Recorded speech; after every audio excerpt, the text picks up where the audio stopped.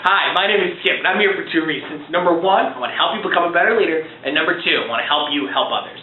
Group dynamics is a really important thing for a leader to take into account when they're working with their group. It's really important to understand the stages of development that a group goes through as they are assembled and as they end.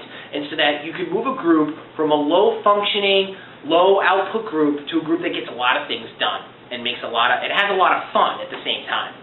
So these stages flow through, and I kind of have these arrows out to kind of map them.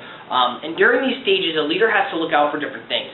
And whether you're the positional leader or a leader as a follower, a leader without a title, you can still make a lot of things happen to ease your group through these phases so that they can get the most done.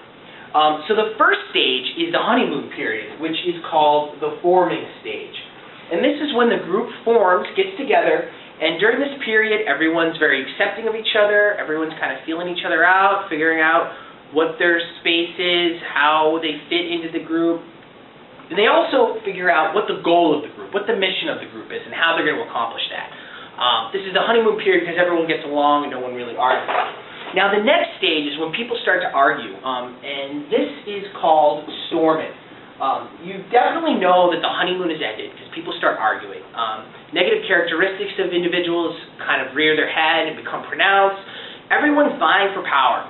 Now they don't think of it as I'm trying to gain control of the group, but what ends up happening is people want to understand their role in the group, and so they start trying to make their space. It is important as a leader to make sure that you transition your group through this and that you don't gloss over this period. So that the group can then move to norming. Now in norming, the group has everyone's figured out their role, and everyone knows what they bring to the group. And through this period, the group starts getting more done, get more accomplished, they can finish tasks quicker, and during this, everyone kind of becomes more tightly knit. Now, hopefully, the norming period doesn't take too long, because what's really awesome is when the group performs.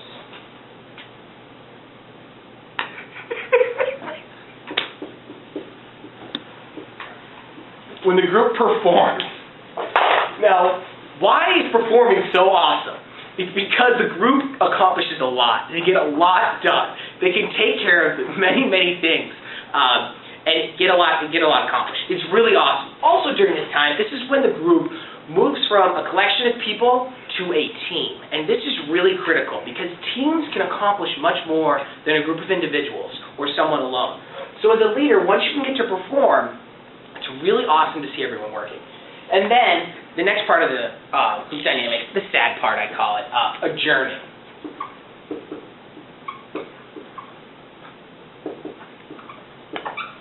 Adjourn. Yeah, I think I spelled that right. So the point is with adjourning is that the group comes to a close. It comes to an end.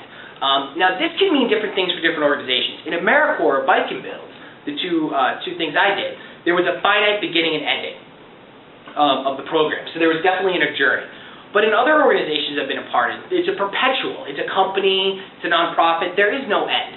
So this cycle has a different feel to it. And you might storm and form many, many times. Because as a new person comes in or someone leaves, everyone has to refigure out their roles. It's important as a leader to really make sure that the group moves through here and can stay performing and stay at a performing level regardless of who enters or exits the picture.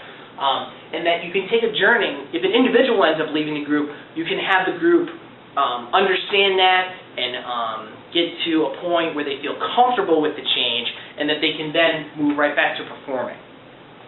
Now, regardless of whether or not you're the positional leader or you're a leader without a title, it's important to recognize as the group transitions through these, and there are things you can do to transition more quickly. The biggest one is clear communication. And the second one, really, is making sure that you're building community and that you're taking this time during the forming when everyone wants to know each other and meet each other. You're taking that time. And go beyond just learning someone's name, but learning about that person. Now, it changes depending on the length of the life of the group, but it's still something that's super important. All right, well, I hope this helps you lead better and more effectively now that you understand group dynamics. My name is Skip. Thanks for watching. Have a great day. Go live the wheel.